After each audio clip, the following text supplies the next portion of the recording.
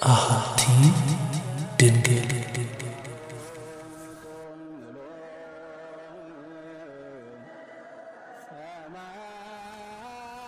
ክፍል 6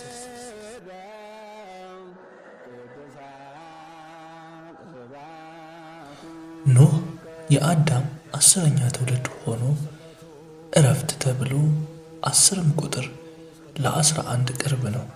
11 እንደሆነ ታስቦም የቀን መገባደጃ ይባላል።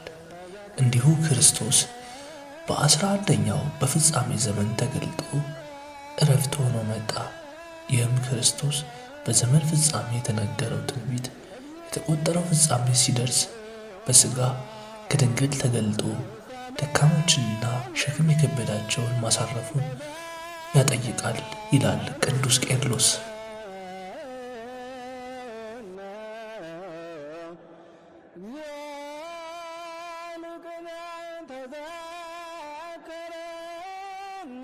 ይህ ብቻ ሳይሆን መምህረ ዓለም ቄርሎስ እንደሚያስረዳ ኖህ 11ኛ የአዳም ትውልድ መሆኑ ክርስቶስ በ11ኛው ሰዓትም ቢሆን በፍጻሜ ዘመናቸው በአጸደ ወይኑ ለተሰማሩ ዋጋ የሚከፍል እረፍት ለመሆኑ የተሰጠ የምህረት ቀጠሮ ነው ይላል።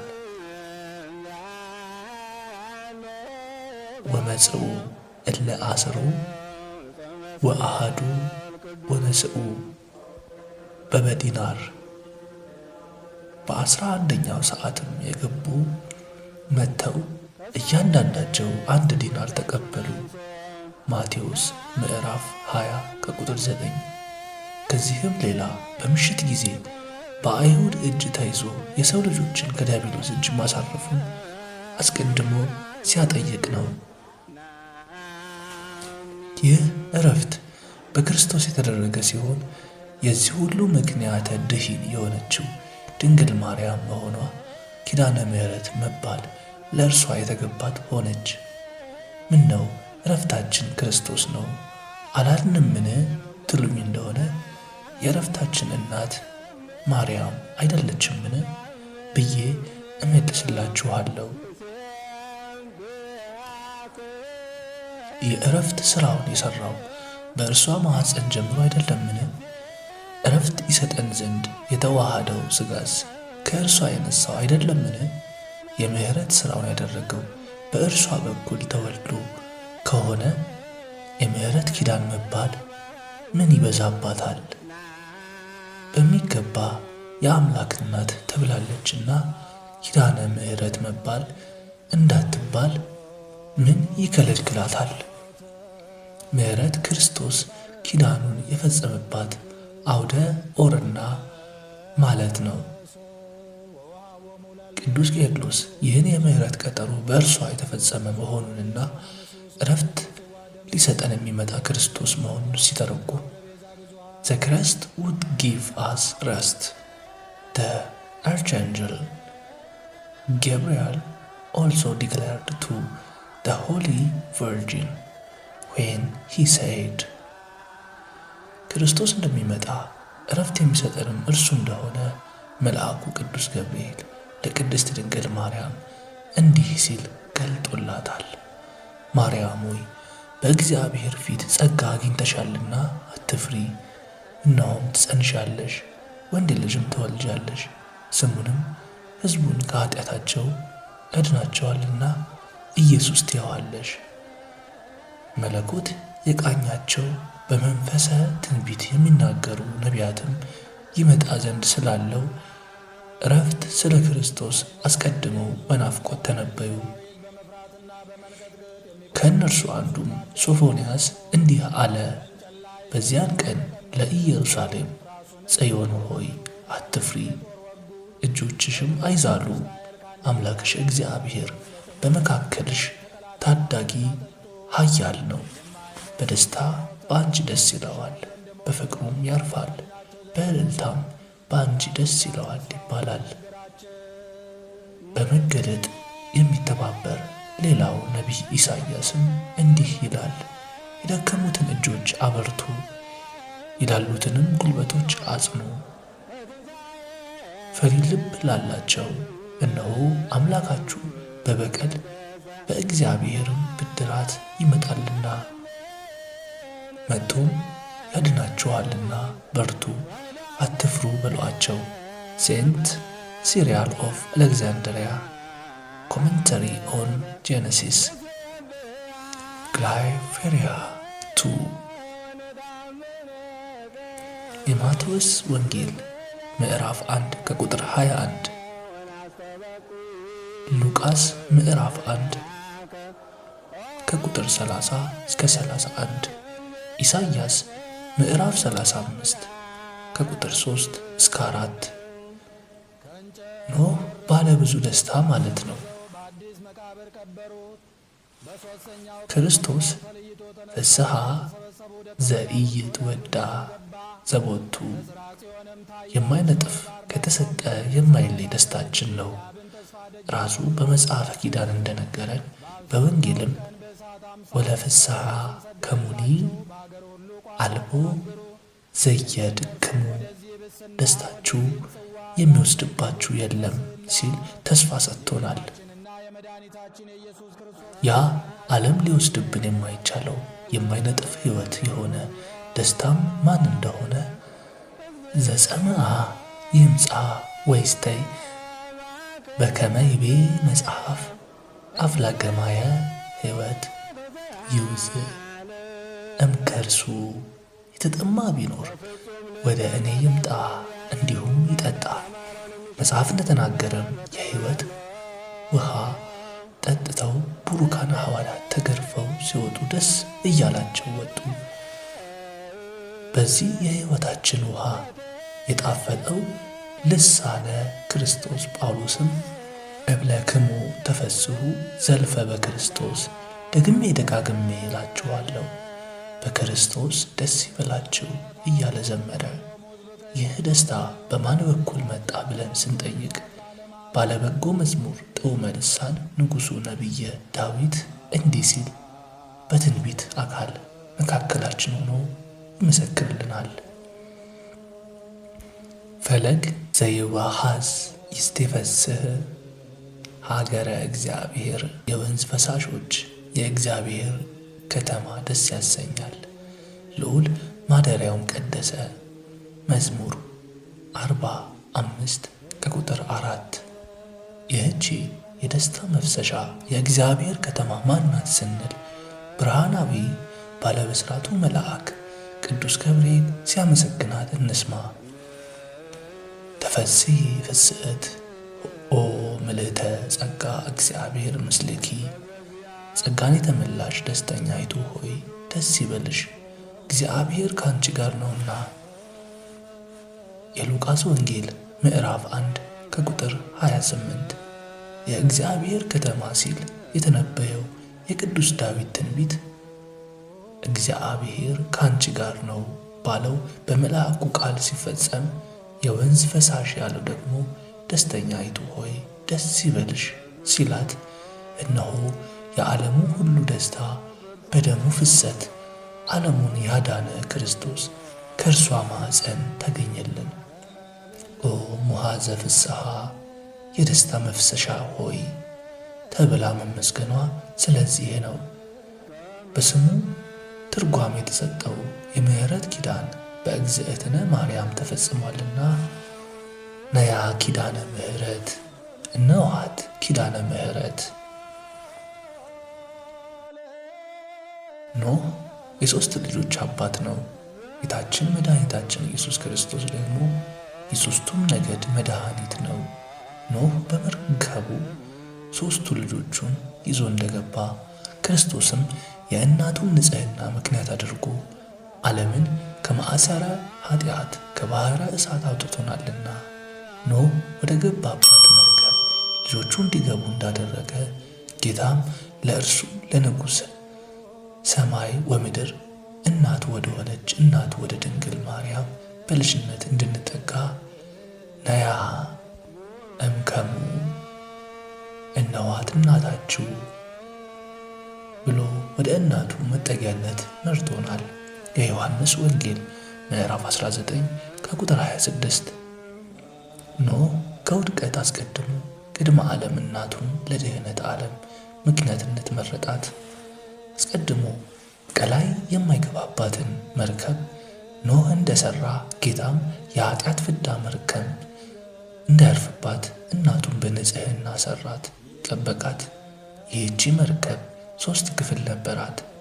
ሐመረ መድኃኒት ወላዲተ አምላክ ደግሞ በ3 ወገን ንጽሕት ናት። በሥጋ በነፍስ በልቡና ማለት ነው። በሌላ በኩል ደግሞ በሥጋዋ ድንግል ናት፣ በሕሊናዋ ድንግል ናት፣ በቃሏ ድንግል ናት። የሚበላውም የማይበላውም እንስሳቱም አራዊቱም በዚያች መርከብ ተጠልሎ ከጥፋቷ እንደዳነ ሕዝብና አሕዛብ ይድኑ ዘንድ ምክንያት የሆነች እርሷ ናትና። ላለፈው ብቻ አይደለም፣ አሁንም ሰው ሁሉ ክርስቶስ ወደ ፈጸማት ወደ ዕለተ ዓርብ የዕርቅ ሥራ እንዲደርስ ሕዝቡን አሕዛቡን ወደ ልጇ ምሕረት መርታ የምታደርስ የድኅነት መርከብ ናት። በረዶውና ማዕበሉ ይወርድ ነበር፣ የመዓት ውሃም ከሰማይ ይዘንብ ነበር። ነገር ግን መርከቢቱ በውስጧ ካሉ ንጹሕት ነፍሳት ጋር ትበር ነበር ይላል ቅዱስ ቄርሎስ። ሴንት ሲሪያል ኦፍ አሌክዛንድሪያ ኮመንተሪ ኦን ጄኔሲስ ግላይፌሪያ 2።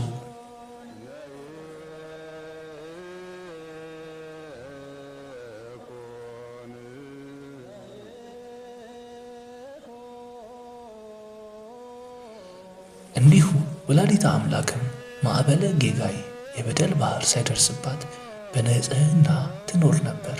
አበው በነገረ ማርያም ዝግብር ኮነ በላዕሌኪ ታቦት ኖ እጹት ዘኖ ዘይቀርባ ወይዘቁራ አይሃ ዘመጽአ በኃጢአት በበደል በኃጢአት የመጣ የጥፋት ውሃ ያልቀረባትና ያልወጋት የታተምሽ የኖህ መርከብ ሆይ ይህ ሁሉ በአንቺ ተደረገ እንዳለ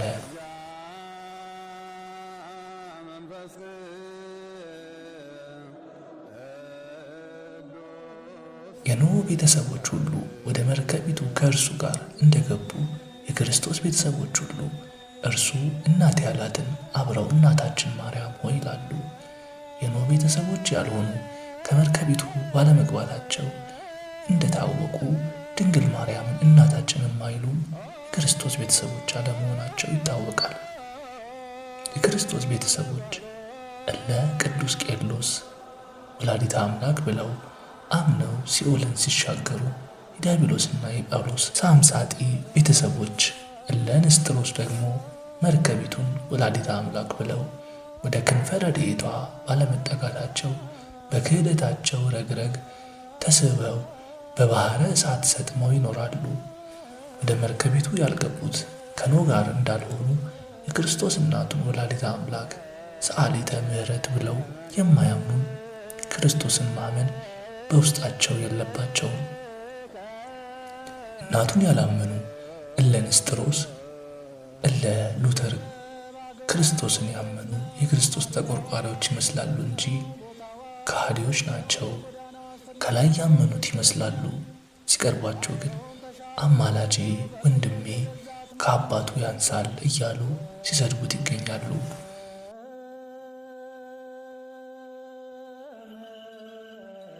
ቅዱስ አትናቴዎስ ስለ እነዚህ ሰዎች ድንቅን ነገር እንዲህ ሲል ተናግሮባቸዋል። ሶበሰ አንተ ሐሰስከ ካዕበ በርቱዑ ፈቀድክ ትጠይቅ ግብሮሙ ሀለወከ ተረከቦሙ ያወድእዎ ለእግዝእነ ኢየሱስ ክርስቶስ እምውስተ ሥላሴ ከመገበር ወከመ ብእሲ ፍጡር። አንተ በሚገባ መላልሰ ብትመረምር ግብራቸውንም ልታውቅ ልትረዳ ብትወድ ፍጡር ተገዥ አድርገው ጌታችን ኢየሱስ ክርስቶስን ከሦስተኛ አካልነት አውጥተውት ታገኛቸዋለህ። ሃይማኖተ አበው ክፍል 2 እግዚአብሔር ኖህን ከመርከብ ከወጣ በኋላ የቀስተ ደመናውን ምልክት የምሕረት ኪዳን አድርጎ ሰጥቶታል። ይህች የምሕረት ኪዳን 2 ጉዳዮችን የያዘች ናት። አንደኛው የቀድሞ የጥፋት ውሃ ለመቆሙ ምልክት ናት። ሁለተኛው ደግሞ በሚመጡት ዘመናት የንፍር ውሃ ዳግመኛ መጥቶ ዓለምን ላለማጥፋቱ ምልክት ናት። እግዚአብሔር ቀስተ ደመናይቱን ስሎ ባሳየ ቁጥር አላጠፋችሁም እያለን ሲሆን እኛም ባየን ቁጥር አያጠፋንም፣ ላለማጥፋቱም ይህች ቀስተ ደመና ምልክታችን ናት ብለን እንታመናታለን። እግዚአብሔርም ይህችን ቀስተ ደመና የምሕረት ኪዳን ብሎ ራሱ ጠርቶታል። ዓለምን ዳግመኛ እንዳላጠፋ ከእናንተ ጋር የማደርገው የቃል ኪዳኔ ምልክት ይህ ነው እያለ ተናግሯልና እንዳላጠፋ የሚለው ምሕረት ነው። ቃል ኪዳኔ ያለው ያው ውል፣ ስምምነት፣ መሐላ ማለት ነው። ስለዚህ ነው ቀስተ ደመናይቱን የምሕረት ኪዳን፣ የምሕረት ውል ብሎ የጠራት። እንግዲህ ደግሞ አይ እግዚአብሔር ነው እንጂ ቀስተ ደመናይቱ የምሕረት ምልክት አትባልም ብላችሁ እግዚአብሔርን ተከራከሩት። ይህን ወደ አዲስ ኪዳን አምጥተን እንተርጉመው። የቀደመው ውሃ እንደቆመ ቀስተ ደመናይቱ እንደታየች መርገም በሚቆምበት ወራት ቡርክት ማርያም መጣች። ቀስተ ደመናይቱ ስትታይ የጥፋት ውሃ እንዳልነበረ ወላዲተ አምላክም ስትወለድም መርገም አልነበረባትም። ስለዚህ ከመርገም ነፃ ያወጣን ዘንድ ተረገሙት በሚሰቀሉበት መስቀል የተሰቀለው መድኃኔ ዓለም ኢየሱስ ክርስቶስ አስቀድሞ እናቱን እርሱን መስላ መጀመሪያ የተፈጠርንበትን ቡሩክ አካል ይዛ በአምሳለ እግዚአብሔር እንድትገኝ አደረገ። አምሳለ እግዚአብሔር ያልናት ሰውን በአርአያችን በአምሳላችን እንፍጠር ባለው በመጀመሪያው በአምሳለ እግዚአብሔር በተፈጠረ ንጹሕ አካል ተገኘች ማለታችን ነው። ስለዚህ ቡሩክት አንቲ ቡሩክት ነሽ እንልና ቡሩክትነቷ በምን አምሳል ነው የሚለውን ደግሞ ወቡሩክ ፍሬ ከርስኪ የማኅፀንሽን ፍሬ ቡሩክ ነው ብለን ልጇን መስላ ቡሩክት እንደሆነች ከቅዱስ መጽሐፍ እንመሰክራለን። እርሷን ቡሩክት ስንል መርገመ ሥጋ መርገመ ነፍስ የሌለባት በረከተ ሥጋ በረከተ ነፍስ እያማለች የምታሰጭ ማለት ሲሆን እርሱን ቡሩክ ስንል ግን መርገመ ሥጋ መርገመ ነፍስን የሚያርቅ በረከተ ሥጋ በረከተ ነፍስን የሚያድል ክቡር ምስጉን አምላክ ማለታችን እንደሆነ ጠንቅቆ ለይቶ ማወቅ ይገባል። የሉቃስ ወንጌል ምዕራፍ 1 ከቁጥር 42።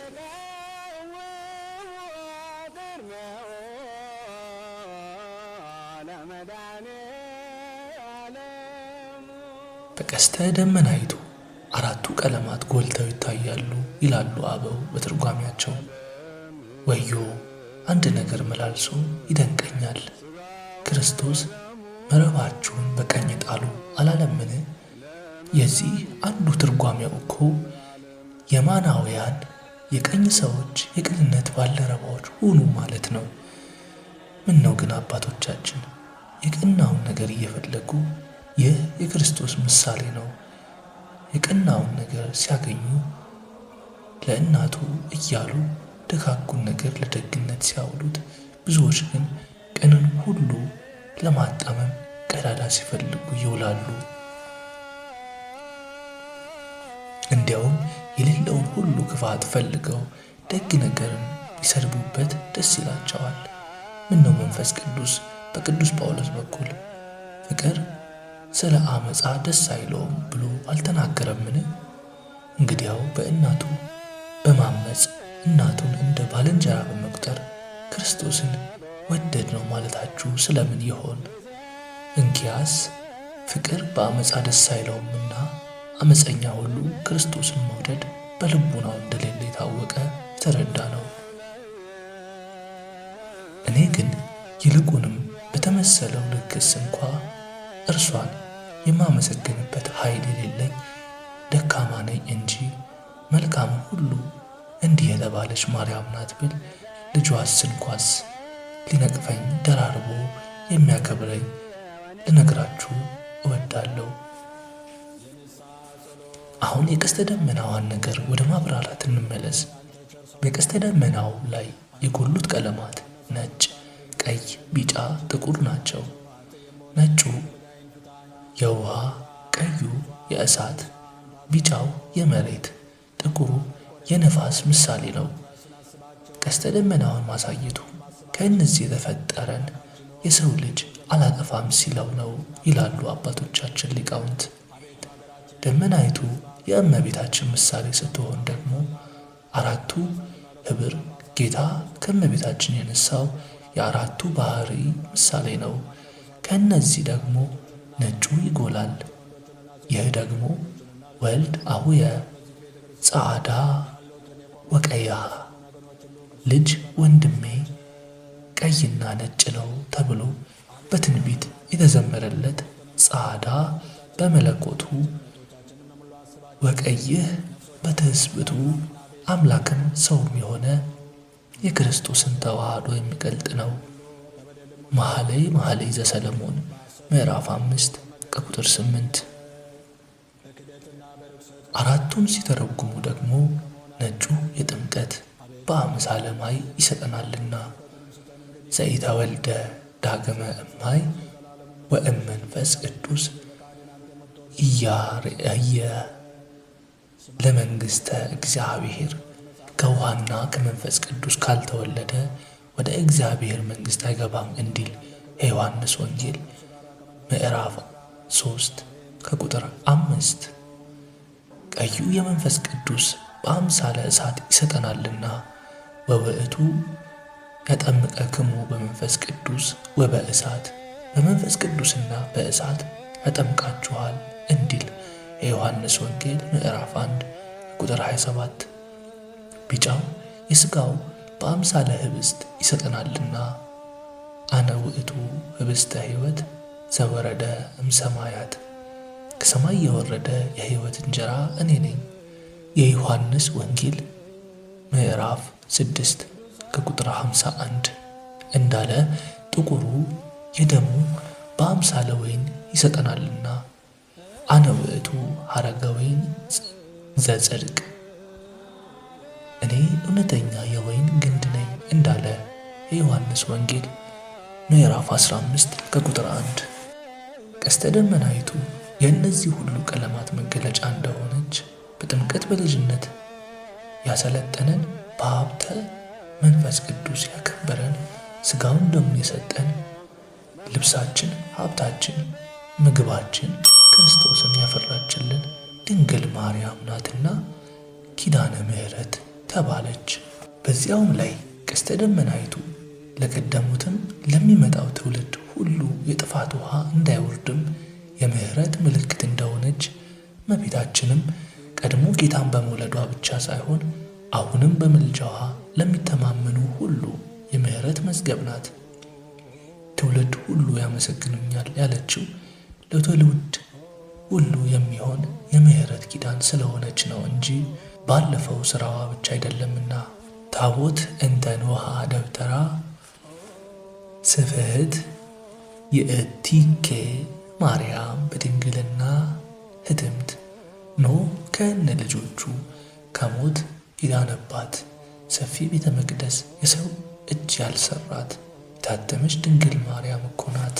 ቅዱስ ያሬድ ማኅሌታይ ድጓ ዘነሐሴ ማርያም መፍቅሬ እግዝእትነ አባ ጊዮርጊስ ደግሞ ኦ ሐሪት አንቲ ውእቱ ለዓለም ስምዓ ግእዛኑ ለብእሲ ሰላም ቀስተ ኪዳኑ ከተመረጡ ይልቅ የተመረጥሽ ድንግል ሆይ ለዓለም የነጻነቱ ምስክር የሰላማዊ ሰው የኖህ ቀስተ ደመናው ነሽ ሲል ይዘምርላታል። እንዚራ ስብሐት ዘአባ ጊዮርጊስ የረቡዕ ምንባብ።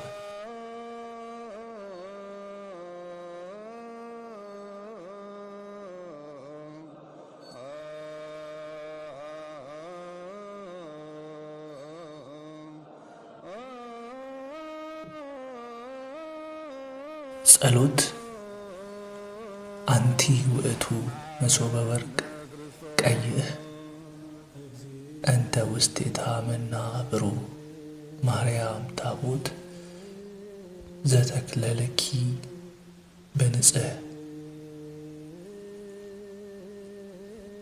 አህነኒ እግዝእትየ እማየ ሙስና መፍረሃ ከመ አድኃንኪዮ ቀዳሚ ለኖህ።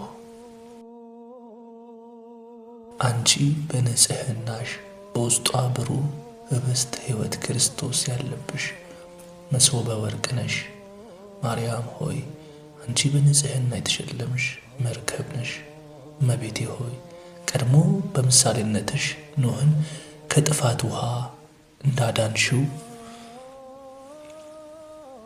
እኔንም ከጥፋት ውሃ ከክህደትና ከኃጢአት ከባሕረ እሳት አድኘኝ እንዳለ ደራሲ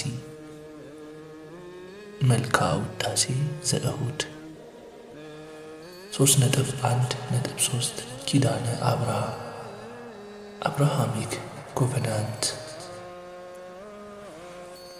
አብርሃም ማለት አበ ብዙኃን ማለት ነው። ከዛሬም ጀምሮ እንግዲህ ስምህ አብራም ተብሎ አይጠራ፣ ነገር ግን ስምህ አብርሃም ይሆናል፣ ለብዙ አሕዛብ አባት አድርጌሃለሁና። ዘፍጥረት ምዕራፍ 15 ከቁጥር 5። ይህን ይዘው ሊቃውንት አብርሃም ማለት ሊቀ አበው የአባቶች አባት the father of fathers ነው ይላሉ።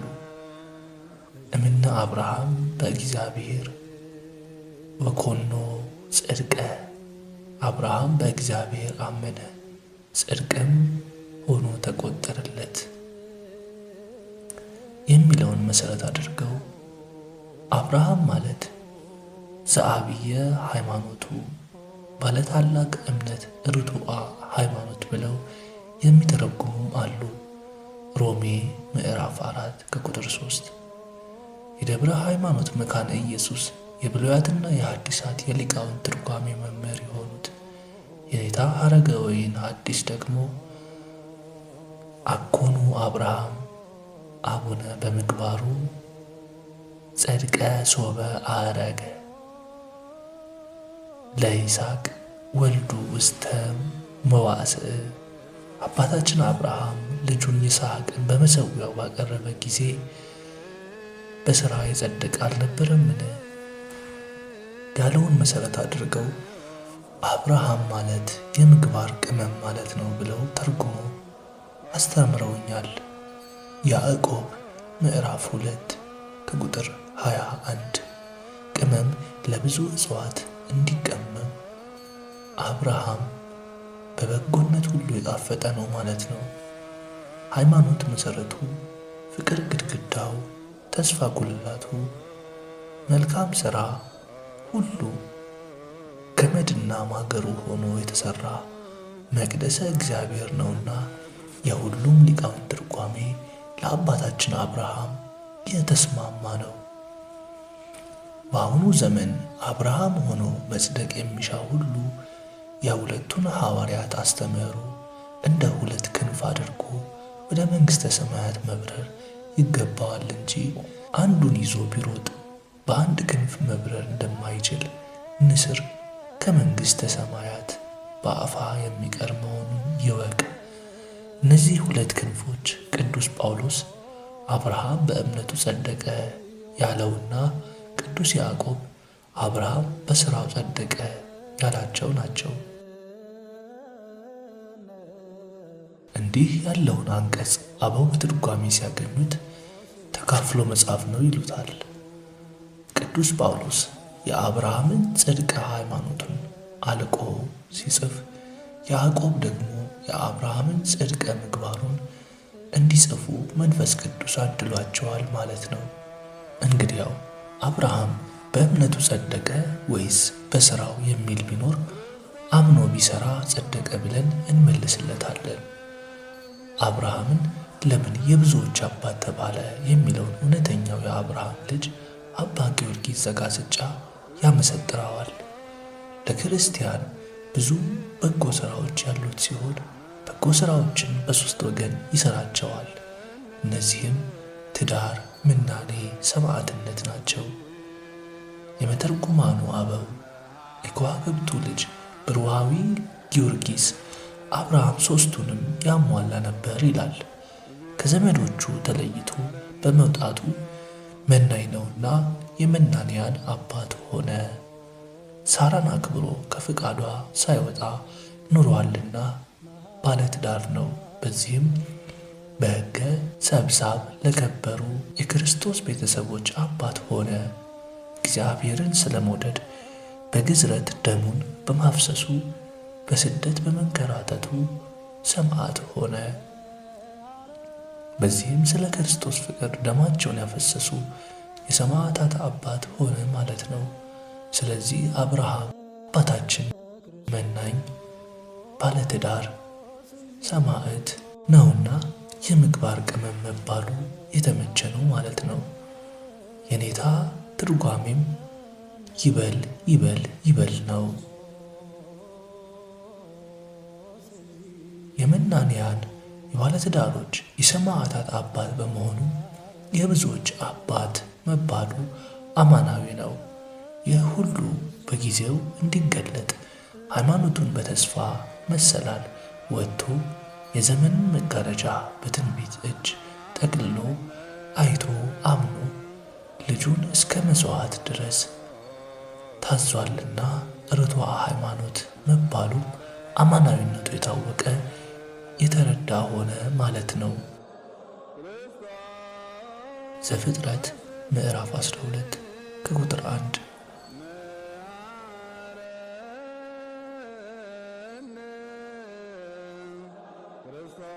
10 ኪዳናተ አብርሃም። አንደኛ፣ አብርሃም ከዘመዶች ተለይተ ውጣ በተባለው መሠረት የእግዚአብሔርን ቃል ተከትሎ ወጣ። ዘፍጥረት ምዕራፍ 12 ከቁጥር 1። ሁለተኛ፣ መዓርና ወተት የምታፈስ ምድር እሰጥሃለሁ ብሎ እግዚአብሔር ለአብርሃም የምሕረት ኪዳን ሰጠው። ዘፍጥረት ምዕራፍ 12 ከቁጥር 7። ሦስተኛ፣ የሚባርኩን እባርካለሁ፣ የሚረግሙን እረግማለሁ፣ የምድር ነገዶች ሁሉ በአንተ ይባረካሉ ሲል ማለለት። ዘፍጥረት ምዕራፍ 15። አራተኛ፣ ዘርህን እንደ ሰማይ ከዋክብት እንደ ምድር አሸዋ አበዛልሃለሁ ሲል የድኅነት ኪዳን ሰጠው። ዘፍጥረት ምዕራፍ 15 ከቁጥር 5። አምስተኛ፣ አብርሃምም ይህችን የተባረከች ምድር እንድወርስ በምን አውቃለሁ ብሎ እግዚአብሔርን ቢጠይቅ፣ አቤቱ እግዚአብሔር ሆይ እንድወርሳት በምን አውቃለሁ አለ። የ3 ዓመት ጊደር፣ የ3 ዓመት ፍየልም፣ የ3 ዓመት በግም፣ ዋኖስም ርግብም ያዝልኝ አለው። እነዚህንም ሁሉ ወሰደለት፣ በየሁለትም ከፈላቸው። የተከፈሉትንም በየወገኑ ትይዩ አደረጋቸው። ወፎችን ግን አልከፈለም። አሞራዎችም በሥጋው ላይ ወረዱ። አብርሃምም አባረራቸው። ፀሐይም በገባች ጊዜ በአብርሃም ከባድ እንቅልፍ መጣበት። እነሆም ድንጋጤና ታላቅ ጨለማ ወደቀበት የሚል የምሕረት ኪዳን እግዚአብሔር ለአብርሃም ሰጠው። ዘፍጥረት ምዕራፍ 15 ከቁጥር 8 እስከ 12። ስድስተኛ፣ አብርሃም 5ቱ ነገሥት ኮሎዶጎምር በ318 ቤተሰቦቹ አሸንፎ ሲመለስ ዮርዳኖስን ተሻግሮ መልከ ጼዴቅን አገኘውና ካህኑም ለአብርሃም ኅብስተ አኮቴትና ጽዋዓ በረከት ሰጥቶ ባረከው። አብርሃምም አስራትን ሰጠው። ዘፍጥረት ምዕራፍ 14 ከቁጥር 18 እስከ 19። ሰባተኛ፣ አብርሃምን እግዚአብሔር ተገልጦ እንዲገዘር የእግዚአብሔር ወገን መሆን የሚሻም በአብርሃም ኪዳን በግዝረት እንዲታተም አዘዘው። አብርሃምም ተገዘረ። ዘፍጥረት ምዕራፍ 17 ከቁጥር 10። ስምንተኛ፣ አብርሃምም ዘመኑን ሁሉ በድንኳን ይኖር ነበር። በዚያም ድንኳን እግዚአብሔር ተገለጠለት። ዘፍጥረት ምዕራፍ 18 ከቁጥር 11። 9ኛ አብርሃም በእርጅናው ወራት ልጅን አገኘ። ይህንን ልጁም እንዲሰዋውም እግዚአብሔር አዘዘው። እግዚአብሔርም ልጁን በዕፀ ሳቤቅ በተያዘ በነጭ በግ ዋጀው። አብርሃምም ዓይኑን አነሣ፣ በኋላውም እነሆ አንድ በግ በዱር ውስጥ ቀንዶቹ በዕፀ ሳቤቅ ተይዞ አየ። አብርሃምም ሄዶ በጉንም ወሰደው፣ በልጁም ፋንታ መሥዋዕት አድርጎ ሰዋው። ዘፍጥረት ምዕራፍ 20 ከቁጥር 13። 10ኛ አባታችን አብርሃምም ሚስቱ እናታችን ሳራ በአረፈች ጊዜ ባለድርብ እርሻ በአተ ከአበት በሆነች መቃብር በ400 ምዝምዝ ወርቅ ገዝቶ ቀበራት። በዚያች መቃብር ምክንያትም ርስት ለልጆቹ አጸና። በመምሬ ፊት ያለው ባለድርብ ክፍል የሆነው የኤፍሮን እርሻ ለአብርሃም ጸና። እርሻው በእርሱም ያለው ዋሻው በእርሻው ውስጥ በዙሪያውም ያለው እንጨት ሁሉ በኬጢ ልጆችና በከተማይቱ በር በሚገቡ ሁሉ ፊት ለአብርሃም ርስቱ ሆነ።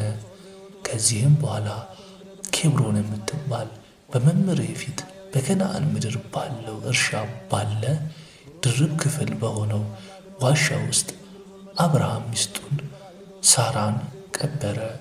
እርሻውና በእርሱ ያለው ዋሻ በኬጢ ልጆች ዘንድ ለአብርሃም የመቃብር ርስት ሆኖ ጸና እንዲል ቅዱስ መጽሐፍ። ዘፍጥረት ምዕራፍ 23 ከቁጥር 17 እስከ 30። አብርሃም አባታችን ይህ ሁሉ እንዲደረግ አምኖ ታምኖ አረፈ። ዘፍጥረት ምዕራፍ 15 ከቁጥር 6። እንዲሁም ዘፍጥረት ምዕራፍ 25 ከቁጥር 8። ከላይ የዘረዘርናቸውን ጻድቁ አብርሃምን የሚመለከቱ ጉዳዮች በተራ ቁጥር ያስቀመጥናቸው የአባታችን የአብርሃም ነገር እጅግ ሰፊ ከመሆኑ የተነሳ ጠቅለል አድርገን ከኪዳነ ምሕረት ጋር ብቻ ያሉትን ምስጢራት ለመመልከት ነው። መንፈሳዊ ጉዳዮችን ወደ መረዳት እንደርስ ዘንድ የኪዳነ ምሕረት መግደሃ ምስጢርነት የከሳቴ ብርሃን የልጇ መለኮታዊ ጸዳል በልቡናችን ያብራልን። አሜን። እንዲህ ብለን በመጠየቅ ነገሩን ለመረዳት እንጀምር። አብርሃም ያመነ ማንን ነው? ምንን እንዲያደርግለትስ አመነ? እንደ እውነቱ ከሆነ አብርሃም መጀመሪያ የሚታየውንና የማይታየውን ፍጥረትን በፈጠረ በሦስት አካል ባለ በአንድ ሕያው እግዚአብሔር አመነ። ቀጥሎ ከሦስቱ አካላት አንዱ ሰው ሆኖ እንዲገለጥና ወደ ቀዳማዊ ርስቱ ወደ ገነት ወደ መንግሥተ ሰማያት እንዲመልሰው አመነ። የእናትና አባቱን ርስት ትቶ የወጣበት ከሀገር ወደ ስደት የተንከራተተበት ይህን ርስት ለማግኘት እንጂ ምድራዊ ርስትን ጥሎ ወጥቶ ምድራዊ ርስትን ለመተካት አይደለም። ስለዚህ ሀገር ጥሎ የወጣላት መንፈሳዊ ርስት እንጂ ምድራዊ ርስት አልነበረችም። ልሳነ እፍረት ቅዱስ ጳውሎስ ስለዚህ ነገር ምን አለ? አብርሃም የተባለው ርስት አድርጎ ሊቀበለው ወዳለው ስፍራ ለመውጣት በእምነት ታዘዘ። ወዴትም እንደሚሄድ ሳያውቅ ወጣ። ለእንግዶቹ እንደሚሆን በተስፋ ቃል በተሰጠው አገር በድንኳን ኖሩ። ያን የተስፋ ቃል አብረውት ከሚወርሱ ከይስሐቅና ከያዕቆብ ጋር እንደ መጻተኛ በእምነት ተቀመጠ። መሠረት ያላትን እግዚአብሔር የሠራትን የፈጠራትን ከተማ ይጠብቅ ነበርና። ዕብራውያን ምዕራፍ 11 ከቁጥር 8 እስከ 11። ቅዱስ ያሬድም አብርሃም ከነ ልጆቹ የሚጠብቃት መንፈሳዊ ርስት ነበረችና ያችን ሲጠብቅ ከሀገር እንደወጣና በስደት በድንኳን እንደኖረ እንዲህ ሲል ይዘምራል። በከመ ይቤ ዳዊት በመዝሙር አንተ አጽናዕኮሙ ለአድባር በኃይልከ ወቁናታን እሙንቱ በኃይለ አብርሃምኒ ነበረ በሃይመታት ምስለ ይስሐቅ ወያዕቆብ እንዘ ይጽነሁ ኪያሃ።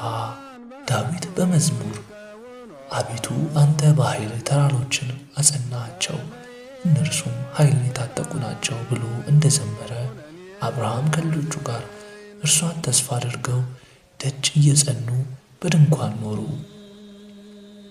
ድጓ ዋዜማ ዘይስሐቅ። እነዚህ አባቶች የሚያዩትን ርስት ንቀው ቢወጡ በልዕልና ሃይማኖት ወምግባር፣ በልዕልና ሥጋ ወነፍስ፣ በልዕልና ተስፋቸው በእውነት የእምነት ተራሮች ሊባሉ የተገባ ነው። በእነዚህ ተራሮች የእምነት የቅድስና የተስፋና የትንቢት መሠረት ላይ ነው እንግዲህ የአበው ተስፋ መቅደሰ አርያም ድንግል ማርያም የተሠራችው። የእነርሱ ልዕልና ተራሮች ብሎ ከገለጣቸው በኋላ በእነርሱ እምነትና ተስፋ ላይ የተመሠረተችውን እናቱን ደግሞ ሐነጸ መቅደሶ በአርያም፣ መቅደሱን በልዕልና በሰማያት ሠራ ብሎ ዘመረላት።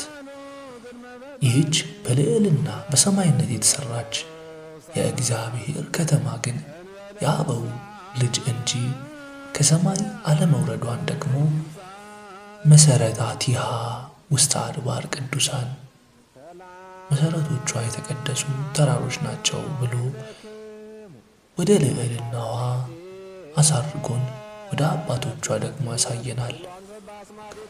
ይህ ከሆነ አብርሃም ማንን ተከትሎ ወጣ ስንል የእግዚአብሔርን ቃል የሚል መልስ እናገኛለን። የእግዚአብሔር ቃል ማለትስ ቢሉ የአካላዊ ቃል የክርስቶስን መገለጥ እየተከተለ ወጣ ማለት ነው። ይህንን የቤተ ክርስቲያን በጎ እረኛ የተኩላዎች መደንግጽ ቅዱስ ሄሬኔዎስ የሚተረጉምልንን አመላችን አስተካክለን ብንሰማ ይሻለናል። ክርስቶስ ራሱ ከአባቱ ጋር በአንድነት የሕያዋን ሁሉ አምላክ እንደሆነ ይህንን ለሙሴ የተናገረ ለአበው የገለጠ ያበራ ነው። ይህን ጥልቅ ምስጢር ሲያስተምር አብርሃም አባታችሁ የእኔን ቀን ላይ ተመኘ፣ አይቶም ደስ አለው አለ። እንዲህ ሲል ምን ማለቱ ነው? ሐዋርያም አብርሃም በእግዚአብሔር አመነ ጽድቅም ሆኖ ተቆጠረለት ብሏል። እንዲህ ማለት መጀመሪያ ሰማይና ምድርን የሚታየውንና የማይታየውን ዓለምን ሁሉ በፈጠረ በአንድ በእግዚአብሔር ማመኑ ነው። ሁለተኛ ዘሩን እንደ ሰማይ ከዋክብት እንዲያበዛለት ማመኑ ነው። ይህንንም ቅዱስ ጳውሎስ በዓለም እንደ ብርሃን ትታያላችሁ ያለው የአዲስ ኪዳን የእምነት ልጆቹን ነው። በእምነትም ምድራውያን የሥጋ ዘመዶቹን ጥሎ ወጣ። ከሩቅ እንደሚሳለምም የእግዚአብሔርን አካላዊ ቃል ተከትሎ ተጓዘ። ስለዚህ ቤቱን ከእግዚአብሔር አካላዊ ቃል ጋር አደረገ። ሴንት ኢሬኔዎስ አጌንስት ሄሬሲያስ 4:5-3 ሮሜ ምዕራፍ 4 ከቁጥር 3 ፊልጵስዩስ ምዕራፍ 2 ከቁጥር 16 አካላዊ ቃልን ተከትሎ የወጣላትን ርስት በሥራው ሁሉ የታመነ ጌታ በዕለተ ዓርብ በመስቀል ላይ አስረከበው። ይህችውም በዮሐንስ ወንጌል በኩል ነያ እምከ እነኋት እናትህ ያላት እናቱ ድንግል ማርያም ናት። ዮሐንስ ወንጌል ምዕራፍ 19 ከቁጥር 26 አብርሃም እናቱን ጥሎ ክርስቶስን ቢከተል ክርስቶስ ለአብርሃም እናቱን እናት አድርጎ ሰጠው። እናቱን አባቱን ጥሎ አካላዊ ቃል ስግው ቃል ክርስቶስን በተስፋ ትንቢት ቢከተል ራሱ 9 ወር ከ5 ቀን ማኅፀኗን ዓለም አድርጎ የኖረባትን ርስት ተጠጉባት ብሎ ለአብርሃምና ለዘሩ ሰጠ። የአብርሃም የምሕረት ኪዳን የስደቱን ዋጋ ያሰጠችው እውነተኛ ርስቱ ምክንያተ ድኂን ኪዳነ ምሕረት እርሷ እንደሆነችም ዘይቤሎሙ ለአበዊነ ለአብርሃም ወለዘርኡ እስከ ዘለዓለም ለአባቶቻችን እንደተናገረ ለአብርሃምና ለዘሩ የዘለዓለም ምሕረቱን አሰበ ብላ በታላቁ ጸሎቷ ወላዲተ አምላክ ነግራናለች። የሉቃስ ወንጌል ምዕራፍ 1 ከቁጥር 54 በኪዳነ ምሕረት ምክንያት ድኂንነትንም ሰው ሆኖ ተወልዶ በመልዕልተ መስቀል ለቤዛ ዓለም ተሰቅሎ ዮም ትሄሉ ምስሌየ ውስተ ገነት ዛሬ ከኔ ጋር በገነት ትኖራለህ ብሎ አብርሃም ሀገሩን ጥሎ ኑሮን ከክርስቶስ ጋር ለማድረግ የወጣለትን ርስት በቀኝ ላለው ወንበዴ በኩል አስረከበው። የሉቃስ ወንጌል ምዕራፍ 23 ከቁጥር 40 ማርና ወተት የምታፈሰው ምድር ማን ናት? የጥዑም ክርስቶስ እናት አብ ሐሊብ ነው፣ ወልድ ሐሊብ ነው፣ መንፈስ ቅዱስም ሐሊብ ነው። ጥርጥር ቅልቅል የሌለበት አንድ የሕይወት ሐሊብ ነው ተብሎ ሦስትነታቸው አንድነታቸው የሚነገርላቸው ሥላሴ የተገለጡባት ድንግል ማርያም ናት እንጂ ሌላ ማን ናት? ሁለተኛ ጴጥሮስ ምዕራፍ 2 ከቁጥር 3 ማርልኝ የሚለው የምልጃዋ ቃል መራራ ሐዘንን የሚሽር ጥዑም ምሕረትን የሚያሰጥ ማርና ወተት ከከንፈሮቿ የሚዘንብ ኪዳነ ምሕረት ማርያም ናት እንጂ ሌላ ማን ትሆናለች ብለህ ነው? የእናቴ ልጅ ቤተ ክርስቲያን ቀድሞ በነቢዩ አንደበት የዘመረችላትን ልቡናህን ከፍተ ስማ። ጸቃውዕ ይዋሃዝ እምከናፍርኪ ሐሊብ ወመዓር እምታህተ ልሳንኪ። ሙሽራዬ ሆይ ከከንፈሮችሽ ማር ይንጠባጠባል፣ ከምላስሽ በታች ማርና ወተት አለ። መኃልየ ዘሰሎሞን ምዕራፍ 4 ከቁጥር 11 በልጇ ስም እንድንጣፍጥ በልጇ ሥጋና ደም እንድናድግ ምክንያት የሆነችን ከእርሷ በቀር ማን ናት? ይህን ትርጉም ለእርሷ ሰጥቶ የሚተረጉም ማን ምስክር አለ ትለኝ እንደሆነ በዜማው የሱራፌል ባልንጀራ ትርጓሜን በመኃልየ ሲያጣፍጠው ስማ እልሃለሁ።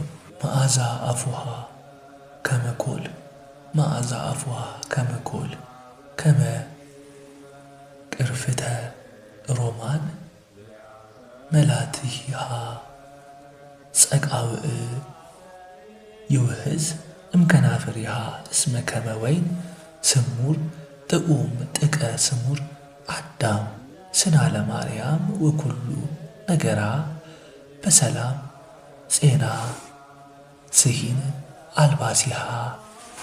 የአንደበቷ መዓዛ እንደ እንኮይ ነው፣ ጉንጮቿ እንደ ሮማን ናቸው። ከከንፈሮቿ የማር ወለላ ይፈሳል። እንደተወደደ ወይን የማርያም ውበቷ ያማረ የሰመረ ነው። ነገሯ ሁሉ በሰላም ነው። ልብሶቿም በበጎ ሽቱ የጣፈጡ ናቸው። ድጓ ዘበዓለ ማርያም የሚባርኩህን እባርካለሁ፣ የሚረግሙህን እረግማለሁ። ይህ ማለት በቡሩክ አብርሃም ሃይማኖት አምነው በቡሩክ አብርሃም ምግባር ጸንተው አብርሃም አርከ እግዚአብሔር በዲበ ምድር አብርሃም የእግዚአብሔር ወዳጅ ነው ብለው አመስግነው በአንተ አብርሃም ፍቅርከ ስለ ወዳጅ ስለ አብርሃም ብለው ለሚለምኑኝ ሁሉ ምሕረትን እሰጣለሁ ሲለው ነው። አብርሃምን ማመስገን ያከበረውን እግዚአብሔርን ማመስገን እንደሆነ አብርሃምን መንቀፍ ያከበረውን እግዚአብሔርን መንቀፍ ነው። ይህን አውቆ ትውልድ ሁሉ አብርሃምን እንዲያመሰግን ባለቤቱ እግዚአብሔር ቃል ኪዳን ሰጥቶታል። አብርሃምን በመባረክ በረከትን የሚያስገኝ ነው። አብርሃምን መርገም ሰማያዊ መርገምን ያወርዳል። በመርገመ አዳም ሳለ አብርሃም በሃይማኖቱና በቅንነቱ ቡሩክ ተባለ። የአዳም እርግማን እያለበት እንኳ አብርሃምን ርጉም ማለት የሚያስረግም ከሆነ መርገመ ሥጋ መርገመ ነፍስ እንደሌለባት ከሴቶች ተለይተሽ አንቺ የተባረክሽ ነሽ የተባለችውን ቡርክት ማርያምን በግድ አጣመው መርገም አለባት የሚሉ እድል ፈንታቸው ጽዋዓ ተርታቸው ከርጉማን እንደሚሆን ማን በነገራቸው? እግዚአብሔር በመንፈሰ ረድኤት ያደረበትን አብርሃም ርጉም ያለ የተረገመ የሚሆን ከሆንን መንፈስ ቅዱስ በጋረዳት አብ ባጸናት ወልድ ሥጋዋን በለበሰ በንጽሕት አዳራሽ ላይ መርገም አለባት ለማለት አንደበቱን የሚከፍት እንዲህም ሆኖ ሳለ በክርስቶስ ፍቅር አለሁ የሚል የሽንገላ ከንፈር ምን ያህል በፍርድ ጊዜ ዲዳ ይሆን? አብርሃምን ሳያመሰግኑ ወደ እግዚአብሔር ቢቀርቡ መቅሰፍት እንጂ መክፈልተ መርገም እንጂ በረከት የማያሰጥ ከሆነ እናቱን ሳያመሰግኑ ክርስቶስን እወድሃለሁ ቢሉስ መርገም እንጂ ምን በረከት አለ? ለመሆኑ የአብርሃም ልጆች ያገኟትን በረከት ምንድናት? መቼስ ተፈጸመች? መልሱን ቅዱስ ጳውሎስ ይመልስልናል። ይትባረክ እግዚአብሔር አቡሁ ለእግዚእነ ኢየሱስ ክርስቶስ ዘባረከነ በኩሉ በረከት መንፈስ ቅዱስ ዘበሰማያት በክርስቶስ ኢየሱስ። በኢየሱስ ክርስቶስ በልዕልና ለመኖር በመንፈሳዊ ብዛት በመንፈሳዊ በረከት በመንፈስ ቅዱስ ሀብት ያከበረን የጌታችን ኢየሱስ ክርስቶስ የባሕርይ አባቱ እግዚአብሔር ይክበር ይመስገን። ኤፌሶን ምዕራፍ 1 ከቁጥር 3። የአዲስ ኪዳን እክለ በረከት ህብስተ ሕይወት ክርስቶስን መመገብ በወርቅ በብር ፈንታ በወርቀ ደሙ በዋጀን በክርስቶስ ስም መክበር ጠላትን በማሸነፍ ፈንታ ዓለምንና በዓለም ያለውን ምኞት ከዚያ ዓለም ገዢ ከዲያብሎስ ጋር ድል በመንሳት በነገሥታት ፊት እውነት መስክሮ ክርስቶስን በመከራው ተሳትፎ በመንግሥት መሳተፍ ነው። በዕድሜ መርዘም ፈንታ የዘላለም ሕይወት በርስት ጉልት ፈንታ መንግሥተ ሰማያትን መውረስ ናቸው። ይህቺ በረከት የተገኘችው የዳዊት ልጅ የአብርሃም ልጅ ኢየሱስ ክርስቶስ ተብሎ ከአብርሃም ዘር ተወልዶ ከሰው ዘር ቢቆጠር ነውና ልትቆጠር ወጥታ በመቆጠር ወራት ጌታን ወልዳ እኛ ከሰማያዊ ርስት እንድንቆጠር ያደረገችን ድንግል ማርያም በእውነት የበረከተ አብርሃም ማዕከል ኪዳነ ምሕረት ናት። የማቴዎስ ወንጌል ምዕራፍ 1 ከቁጥር 1፣ የሉቃስ ወንጌል ምዕራፍ 2 ከቁጥር 1።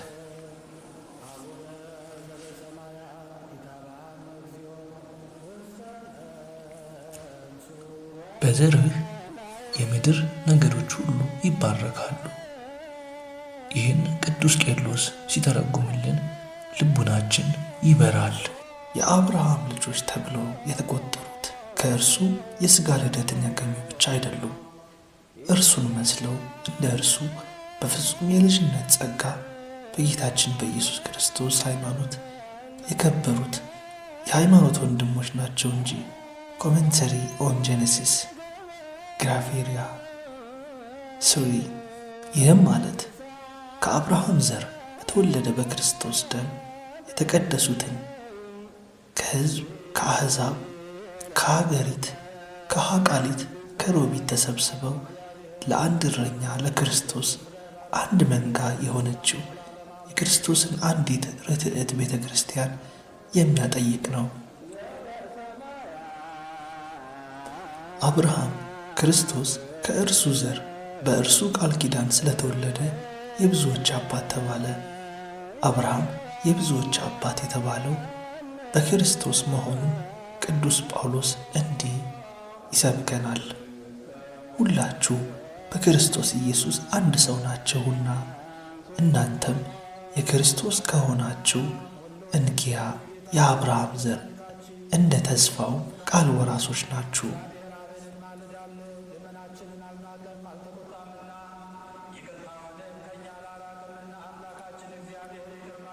እናንተም የክርስቶስ ከሆናችሁ እንኪያ የአብርሃም ዘር እንደ ተስፋውም ቃል ወራሾች ናችሁ። ገላትያ ምዕራፍ 3 ቁጥር 29። አሁን እንግዲህ አንድ ጥያቄ እናንሳ። አብርሃም የብዙዎች አባት አደርግሃለሁ አልተባለምን? ተብሏል እንጂ። አብርሃም የብዙዎች አባት የሆነው ክርስቶስ ሕዝብና አሕዛብን በማዳኑ አይደለምን? ነው እንጂ። እንዲህ ከሆነ በክርስቶስ ያመኑ ሕዝብም ሆነ አሕዛብ የአብርሃም ዘር አይደሉምን? ናቸው እንጂ። አሁን ቅዱስ ጳውሎስ ጽፎልን የለምን? በክርስቶስ ያመኑ ሁሉ የአብርሃም ዘር ከሆኑ አብርሃም በክርስቶስ ያመኑት ሁሉ አባት ነው ማለት ነው። እንዴታ! እንግዲያው ይህ ሁሉ ይሆን ዘንድ አምላክን የወለደች ድንግል ማርያም በክርስቶስ ያመኑት ሁሉ እናት ናታ። ድንግል ማርያም የአብርሃም ዘር በመሆኗ ከእርሷም ጌታ በመወለዱ አብርሃም የክርስቲያኖች አባት ከሆነ ጌታን የወለደች እመቤታችን እንደምን የቤተ ክርስቲያን እናት አትሆን? አብርሃም በመንፈሰ ልደት ያከብረው ዘንድ ክርስቶስ የአብርሃም ልጅ ሆነ። አብርሃምንም መልሶ በደሙ አንጽቶ በልጅነት አከበረው። ስለዚህ የአብርሃም አባት ክርስቶስ ነው ማለት ነው። ስለዚህ ድንግል ማርያም የአብርሃም ልጅ ብትሆንም የአብርሃምን አባት አምላክን ወልዳለችና ለአብርሃም ራሱ እናቱ ናት ማለት ነው። ማርያም በወለደችው ጌታ አብርሃም የብዙዎች አባት ከሆነ ይህን የፈጸመች ኪዳነ ምሕረትማ ማርያም እምነ መባል ቢያንስ እንጂ ምን ይበዛባታል? ለምን አይበዛባትም እንላለን ካላችሁኝ፣ ለአምላክ እናቱ ስትሆን ያልበዛባት ለቤተ ክርስቲያን እናት መሆን ጭንቅ ነውን ብዬ እመልስላችኋለሁ። የአብርሃም ልጆች እንደ ሰማይ ኮከብ እንደ ምድር አሸዋ ናቸው ተብሏል። ኮከብ የተባሉት ጻድቃን፣ አሸዋ የተባሉት ደግሞ ኃጥአን ልጆቹ ናቸው። ነገር እንዳይረዝም ይህንን ከትርጓሜው መማር ነው የያዝነው። ነገረ ማርያም ነውና ሌላውን በጊዜው መማር ነው። ይህንን በጊዜው ለአብርሃም የተሰጠው ምልክት ነበር። አቤቱ እግዚአብሔር ሆይ እንድወርሳት በምን አውቃለሁ አለ። እርሱም የ3 ዓመት ጊደር፣ የ3 ዓመት ፍየልም፣ የ3 ዓመት በግም፣ ዋኖስም ርግብም ያዝልኝ አለው። እነዚህንም ሁሉ ወሰደለት፣ በየሁለትም ከፈላቸው። የተከፈሉትንም በየወገኑ ትይዩ አደረጋቸው። ወፎችን ግን አልከፈለም። አሞራዎችም በሥጋው ላይ ወረዱ። አብርሃምም አበረራቸው። ፀሐይም በገባች ጊዜ በአብርሃም ከባድ እንቅልፍ መጣበት። እነሆም ድንጋጤና ታላቅ ጨለማ ወደቀበት። ዘፍጥረት ምዕራፍ 15 ከቁጥር 8 እስከ 11። በጊዜው ለልጆቹ ለእስራኤል የሚደረገው ምስጢር በትርጓሜ እንድንማራቸው እየጠቆምኩ ለያዝነው አርዕስት የሚሆነንን ከአበው የትርጓሜ ጽጌ ከትርጓሜ ቤት አጸድ እንቅሰምና ማር እንስራ። ላም የተባለ ጌታ ነው። ፍየል የተባሉ ሐዋርያት ናቸው። በግ የአርድእት ምሳሌ ነው። ርግብ የተባለች እመቤታችን ናት። ዋኖስም የዮሐንስ ምሳሌ ነው። ሳዊሮስ ዘእስሙናይን 3 ላም በ3 ፍየል 3 በግ አምጣ አለው ይላል። እነዚህን ከሁለት ሲያደርጋቸው 18 ይሆናሉ። ይህ በተደረገ በ2000 ዓመት ጌታ ከቤተ አብርሃም ሰው ሆኖ በመወለዱ ምሳሌ ብሎ ተርጉሞታል። ቤተ አብርሃም የተባለችም ድንግል ማርያም ናት። ክርስቶስ ከእርሷ ተወልዷልና፣ ርግብም እርሷ ናት።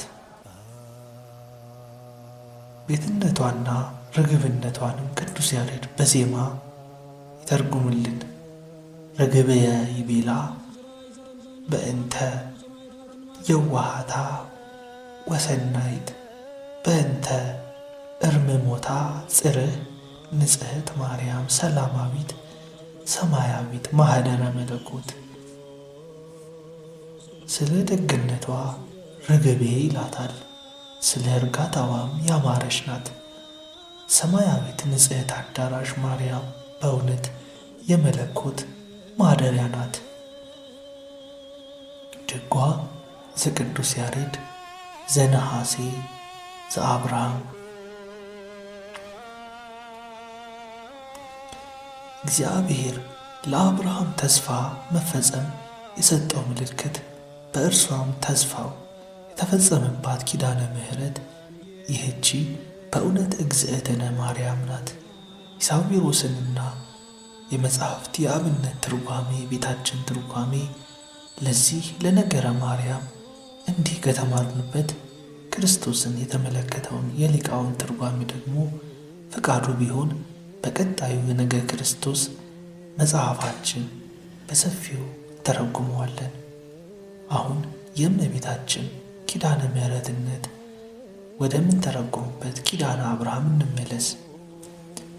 አብርሃም 318 ሆኖ ተዋግቶ ድል መንሳቱ ክርስቶስ በ318ቱ የሊቃውንት ጉባኤ አድሮ አርዮስን ለመርታቱ ምሳሌ ነበር።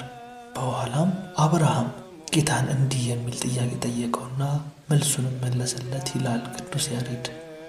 አብርሃምኒ ጸለየ ወይቤሎ በመዋዕልየኒ ተፌኑ ቃልከ ዲበ ምድር ወይቤሎ እዱ ዮርዳኖስ ወባሃየ አርአያከ አምሳሊሃ። አብርሃምም እንዲህ ሲል ወደ ጌታ ጸለየ፣ ቃልህን በዘመኔ ትልካለህን? ጌታም ዮርዳኖስን ተሻገርና ምሳሌዋን አሳይሃለሁ አለው። ጾመ ድጓ ዘበዓለ ማርያም።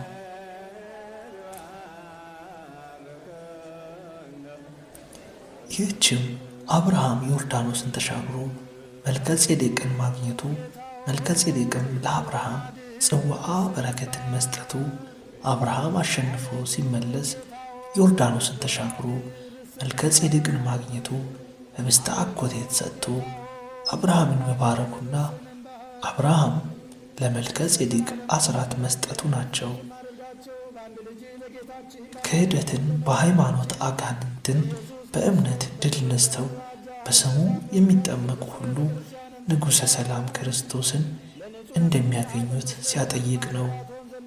መልከ ጼዴቅ አብርሃምን በህብስትና በወይን መባረኩም ንጉሠ ጽድቅ ወሰላም ክርስቶስ በመብልአ ሕይወት ሥጋውና በስቴ መድኃኒት ደሙ ዘርአ አብርሃምን በማክበሩ ይተረጎማል።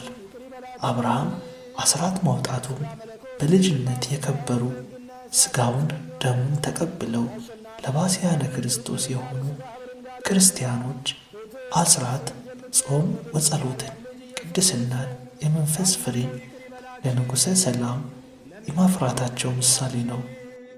እኔንም እናንተንም ሁላችንንም ለመንግሥተ ሰማያት የበቃን የተዘጋጀን እንዲያደርገን 12 ጊዜ እግዚኦ መሐረነ ክርስቶስ